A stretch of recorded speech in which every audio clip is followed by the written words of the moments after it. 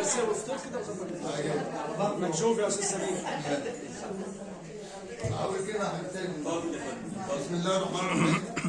الحمد لله رب العالمين والصلاه والسلام على اشرف المرسلين سيدنا محمد عبد الله ورسوله. وبعد اتشرف بحضوركم ليا الحاضر والغايب، بشكره الحاضر والغايب ومتشكرين قوي قوي، وشكرا للاستاذ صلاح البناوي اللي بيخلق وبيبث روح المحبه والالفه بين الناس بحفله جيده.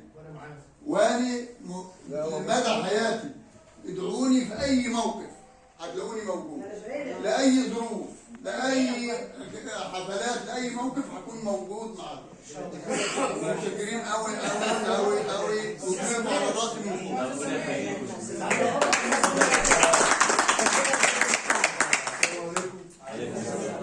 انا والله عندي كلام كتير بس مش لاقي كلام اقول. والله الحب اللي صراحه اللي احنا شفناه دوت، طبعا احنا اخوه طبعا يعني، وهنعمل ناس والله بجد يعني اشتغلنا مع بعض سواء في الامتحانات او سواء في ايام الدراسه. بعتقد ان كل مدرس في حد ذاته يعتبر مدرسه. والله من اعمال الامتحانات ما شاء الله يعني بشوف الاقي كل مدرس يقوم باعمال مدرسه بحاله، عارف شغله بالظبط، مش محتاج تدريب من اي مدرس او من اي مدير مدرسه. كل مدرس عارف اللي عليه. واخص بالذكر مدام امل بكار، افتكر لها موقف من المواقف. كنت في يوم واقف معاها في لجنه، ما شاء الله كانت اللجنه دي 40 طالب، وجالي دور وبرد جامد شديد، والله ما نزلت مدير المدرسه. فنيت اقف على اللجنه 40 طالب، وكنا في رمضان وما شاء الله سدد.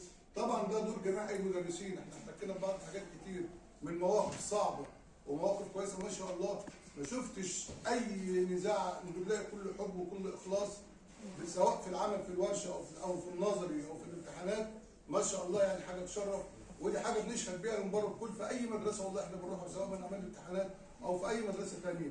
وربنا يوفقكم جميعا ونعم الاخوه والله، وربنا يبارك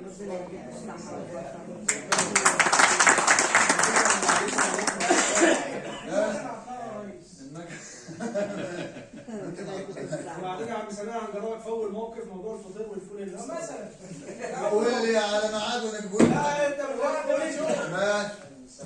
قول لي الميعاد اللي يناسبك وبعرفك عشان في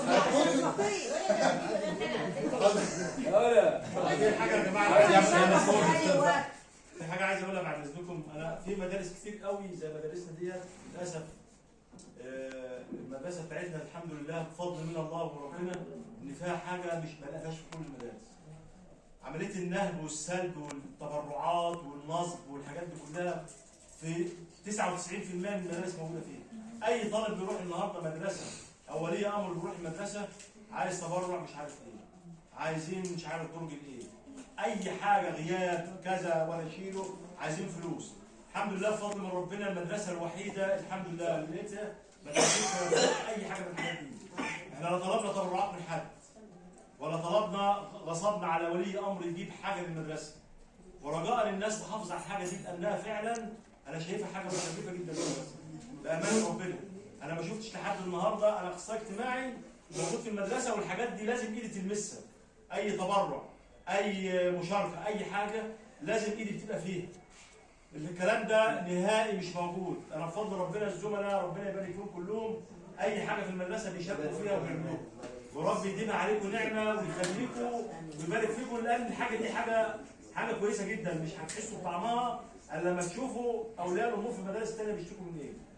ودي حاجه على فكره سمعه للمدرسه في كل مكان. ومتشكرين جدا وجزاكم الله خيرا وربنا يوفقكم. عايزين كلمه من الكرم.